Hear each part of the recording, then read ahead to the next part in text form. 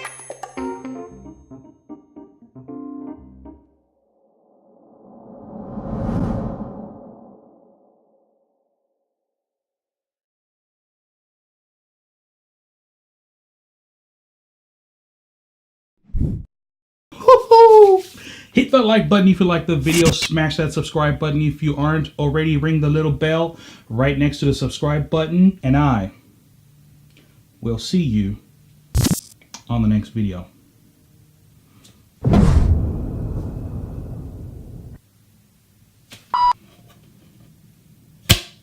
Action. Slang 500.